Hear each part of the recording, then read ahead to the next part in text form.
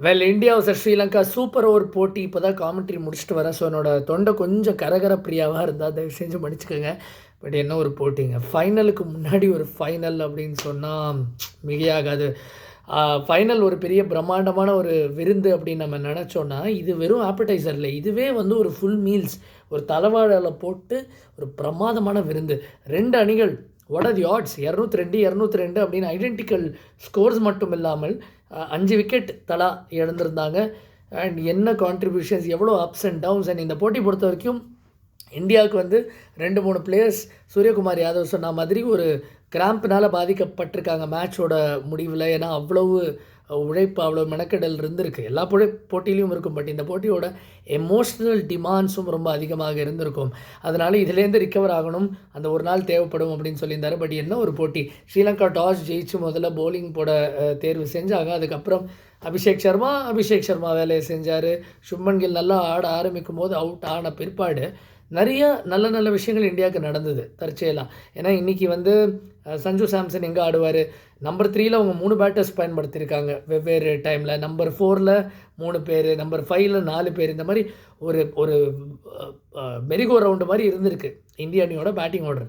இன்றைக்கி சாம்சன் 5வதுல வந்து 39-23 பாலில் நல்லா ஆடினார். ஸ்பின்னை வெகு ஜாக்கிரதையாக மட்டும் இல்லாமல் வெளுத்து வாங்குற இடத்துல சூப்பராக ஆடினார். ஹசரங்காவுக்கு எதிராக ஒரு நேராக அடித்த 6 கண்ணிலே நிற்கிது.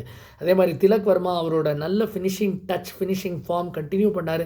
49 வைட்டல் ரன்ஸ். அக்ஷர் பட்டேல் நல்லா முடிச்சு கொடுத்தாரு. ஸோ எல்லாமே நல்லா தானே போயிட்டுருக்கு. நம்ம நடக்கும்போது ட்விஸ்ட்டு, ஸ்ரீலங்காவோட பேட்டர்ஸ் பத்தும் நிசாங்கா ஒரு தரமான மல்டி ஃபார்மேட் கிரிக்கெட்டராக அதை இன்றைக்கும் காமிச்சார். என்ன அடி! குசால் மெண்டஸ் முதல் பாலில் அவுட் ஆனார். பட் அதை பற்றி கவலையே படல. அண்ட் சில பேர் சொல்கிறாங்க குசால் பெரேரா அண்ட் நிசாங்கா ஓப்பன் பண்ணோம்னு, அதுக்கு ஒரு ஸ்ட்ராங் கேஸ் வச்சாங்க. இன்றைக்கி 120க்கு மேலே ஒரு பார்ட்னர்ஷிப்பு. அவங்க பயங்கரமாக ஆடினாங்க. நிசாங்கா ஆல்மோஸ்ட் முடிச்சு கொடுத்தாரு. பட் சின்ன சின்ன மார்ஜின்ஸ். ஹர்ஷ்தீப் உள்ளே வந்தார். அவருக்கு ஒரு குட்டி ஆடிஷன் தான் கிடச்சிருக்கு இந்த டோர்னமெண்ட்டில். பட் அதை எவ்வளோ அழகாக பிரயோகப்படுத்தியிருக்காரு பாருங்கள். இந்த போட்டியில் முதல் 2 ஓவரில் ரன்ஸ்க்கு போனார். அதுக்கப்புறம் எக்ஸலண்ட் எக்ஸிக்யூஷன். ஒரே விஷயம் தான் பண்ணார், ஒயிட் யார்க்கர், ஒயிட் ஸ்லோவர் பால் யார்க்கர், இல்லை அப்பப்போ லெங்த் பால். பட் அங்கே ஒரு 2 ஃபீல்டர்ஸ் 3 ஃபீல்டர்ஸை நிப்பாட்டிட்டு, யூஸ்வலி ஒரு டீப் பேக்வர்ட் பாயிண்ட், ஒரு ஸ்வீப்பர் கவர், இந்த மாதிரி நிப்பாட்டிட்டு அவர் ஐபிஎல்லில் பண்ண ரோலை சிறப்பாக பண்ணார். அண்ட் அதை தான் ஒரு சூப்பர் ஓவர்லேயும் பண்ணி கெத்து காமிச்சு ஜெயிக்க வச்சார்.